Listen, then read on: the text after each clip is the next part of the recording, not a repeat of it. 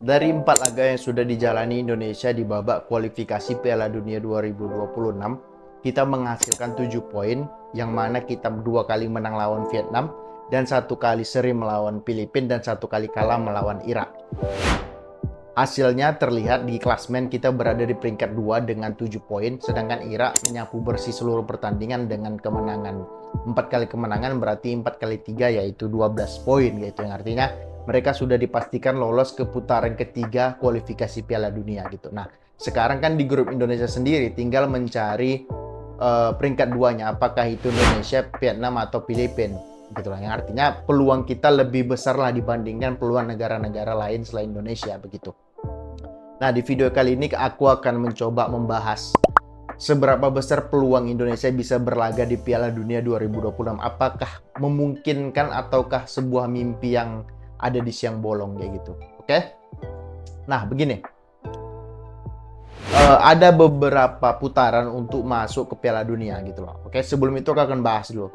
Jatah tim Asia di Piala Dunia nanti itu 8 sampai 9 tim. Artinya biasanya kan cuma 6 klub ya dari Asia biasanya kan, karena di Piala Dunia 2026 ini pesertanya itu ditambah yang awalnya 32 menjadi 38 ya kalau nggak salah. Artinya jatah untuk Asia itu ditambah. Kalau sebelumnya kan yang langganan Piala Dunia itu Jepang, Korea, Arab, Iran, Australia, kemudian satu lagi itu mungkin Qatar atau Irak sih biasanya yang sering masuk ke Piala Dunia. Nah, sekarang ditambah lagi 2 sampai 3 jatah untuk Asia kayak gitu. Nah, di putaran pertama Indonesia itu menang melawan Brunei ya kalau nggak salah. Kita cukur Brunei 10-0 2 leg.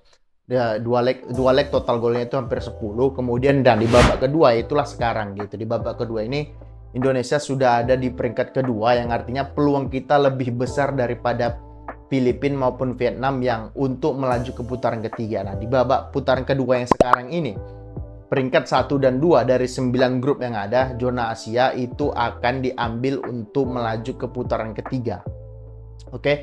Nah, di putaran ketiga nanti akan ada 6 negara yang akan bersaing untuk maju ke untuk langsung melaju ke Piala Dunia. Oke, untuk langsung melaju ke Piala Dunia di putaran ketiga nanti hanya akan ada 2 negara dari masing-masing grup zona Asia nanti gitu. Nah, sebelum masuk grup kualifikasinya tentunya diundi lagi. Nah, diundinya di sini akan agak berat karena peringkat Indonesia 100 sekian, berarti ada pot-potnya dong untuk sebelum mengundi tim mana saja yang ada di grup itu kan ada pot-potnya. Pot 1, pot 2, pot 3. Nah, Indonesia kemungkinan akan ada di pot 3 karena peringkat kita itu 100 ke bawah. Sedangkan di 100 ke bawah dari di peringkat Asia lah, termasuk yang di bawah gitu. Nah, di pot 1 itu ditempati sama negara-negara besar kayak misalkan Jepang, Korea, yang sering-sering Piala Dunia lah, Jepang, Korea, Australia, Qatar, Saudi Arabia dan lain sebagainya. Nah, di pot kedua Indonesia itu akan di pot kedua itu ada negara kayak Oman, kayak Yordania, kayak Kirgistan, Kirgistan dan sebagainya. Nah, di peringkat ketiga inilah yang ada Indonesia, negara-negara yang kasarnya dalam tanda petik terbawah di zona Asia, peringkat di AFC untuk zona Piala Dunia kayak gitu. Nah, nanti pembagian potnya gimana? Indonesia akan berhadapan dengan cari 2 lagi dari pot 1, 2 lagi dari pot 2, dan 1 lagi dari pot 3. Artinya Indonesia kemungkinan besar akan lawan Korea, akan lawan Jepang, akan lawan siapa lagi? Akan lawan Arab, akan lawan Qatar, akan lawan Iran, bahkan Irak. Di pot 2 nanti kemungkinan kita akan lawan Oman. Jadi kemungkinan terbesarnya Indonesia akan menghadapi lawan-lawan yang cukup berat di putaran ketiga. Maka dari itu yang diambil cuma peringkat 1 dan 2 dan langsung lolos ke putaran final Piala Dunia 2026. Tidak perlu lagi mengikuti putaran keempat. Tapi walaupun demikian, kalau misalnya Indonesia nggak masuk peringkat 1-2, nggak masuk peringkat 1-2, Indonesia masih bisa lolos lagi ke Piala Dunia.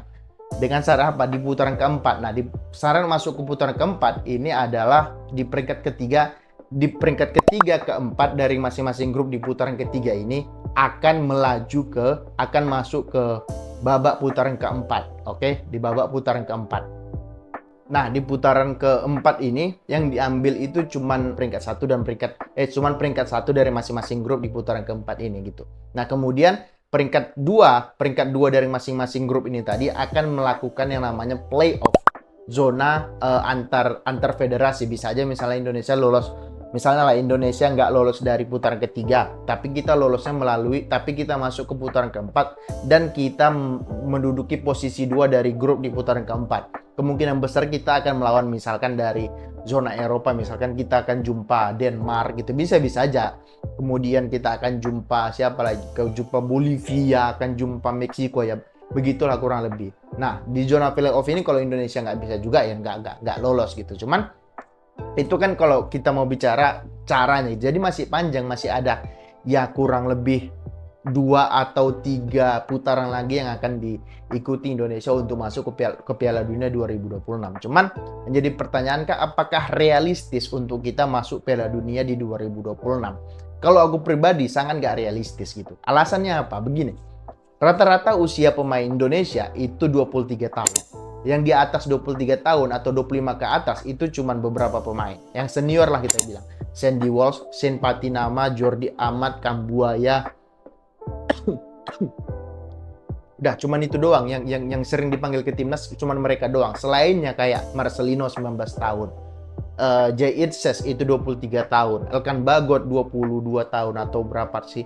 Kemudian si Wokicara Kasananta 20-21. Kemudian Arhan 23. Artinya rata-rata kita masih 23 tahun dan rata-rata pemain yang ada di timnas kita itu tidak bermain di level sepak bola tertinggi di dunia. Kalaupun iya, ada satu namanya Justin Hubner, itu bermain di Liga Inggris, tapi juga dia masih berada di tim U23-nya Wolves dan dipinjamkan ke Cerezo Osaka gitu. Artinya dia juga nggak bermain di level tertinggi sepak bola dunia. Jadi apa alasan kita menggantungkan harapan tinggi untuk bermain di 2026 di Piala Dunia kayak gitu.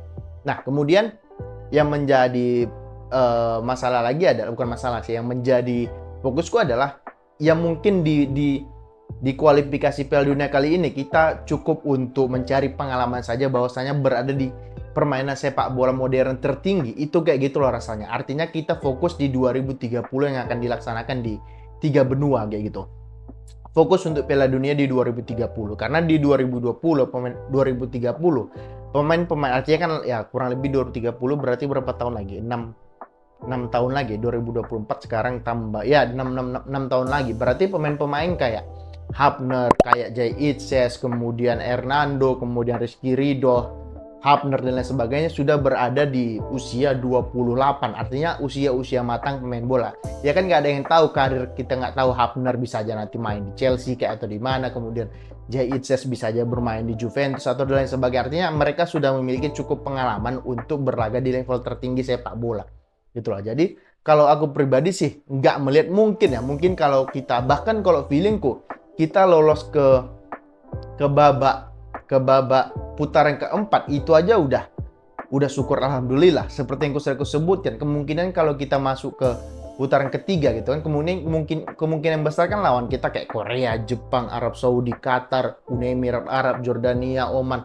Ya negara-negara yang di pot 1, pot 2 ini kan unggulan-unggulan semua gitu di Asia maupun di dunia gitu loh. Apakah kita berhasil mengalahkan mereka? Ya, I don't think so gitu. Karena berkaca di Piala Asia kemarin kita lolos ke 16 besar itu kan lucknya gede gitu loh. Karena di laga sebelumnya tim yang seharusnya menang itu nggak menang gitu. Jadi maka dari itu kita lolos lah ke babak 16 besar Piala Asia gitu. Jadi bukan karena usaha kita sendiri, tapi karena ada faktor lain yang tidak karena tim kita sendiri, tapi tim lain kayak gitu. Jadi kalau aku pribadi lebih kepada fokus ke 2030 yang mana pemain-pemain ini sudah matang. Asalkan pemain-pemain kayak Marcelino, kayak si Hubner atau pemain-pemain yang ada di klub yang ada bermain di luar sekarang nggak balik ke Indonesia, tetap main di luar ya nggak masalah. Mau main di Jepang kayak di Korea, kayak main di mana lagi di Liga 2-nya Prancis, kayak yang penting bermain di luar, jangan di Liga Indonesia karena ekosistem kita belum mendukung untuk bermain dalam sepak bola yang levelnya itu level tertinggi kayak gitu menurutku. Jadi ya kembali lagi aku bilang, kalau aku sih ya bukannya pesimis, cuman aku realistis aja melihat apa yang ada sekarang. Kita terlalu muda, timnas kita ini terlalu muda dan terlalu minim pengalaman untuk kita berikan harapan tinggi untuk bermain ataupun lolos di Piala Dunia gitu loh. Karena nggak sehat juga untuk merekanya gitu loh. Mereka masih muda, kecuali tim kita misalkan kayak Inggris. Inggris juga rata-rata pemainnya kan muda, kayak Foden, Rashford, kemudian Declan Rice, Maino, kemudian dan lain sebagainya timnas Inggris. Tapi apa? Sepak bola mereka itu sudah sepak bola yang ada di level tertinggi gitu. Spanyol gitu juga, kemudian Brazil, kemudian Prancis dan negara-negara besar lah. Mereka masih muda, cuman mereka sudah bermain di level tertinggi sepak bola. Wajar kalau fansnya itu ataupun negaranya itu berharap bahwasanya timnasnya masuk ke Piala Dunia. Tapi kalau kita kan enggak, yang bermain di level tertinggi bahkan nggak ada gitu loh. Kalaupun ada ya jadi cadangan. Kalaupun ada ya pasti di divisi 2-nya kayak gitu. Artinya nggak masuk akal untuk kita menggantungkan dan memberatkan beban mereka untuk masuk di Piala Dunia kayak gitu loh. Ngerti nggak? Jadi ya kalau aku pribadi kembali aku bilang kita fokus di 2030 sembari ekosistem sepak bola kita di Liga 1, kemudian pembinaan kita diperbaiki. Kan kita nggak ada tahu menuju 2030 muncul lagi nama-nama pemain kayak Rizky Ridho yang baru, muncul lagi pemain kayak Marcelino yang baru, kayak Witan Sulaiman yang baru ya. Itu kan kita nggak bisa menafikan hal itu juga akan terjadi. Jadi fokusnya ke situ. Kalau kita fokusnya lolos ke Piala Dunia sekarang, menurutku agak cukup gegabah dan ya terlalu membebani para pemain kitanya juga menurutku kayak gitu. Itu dulu sih pendapatku tentang sejauh mana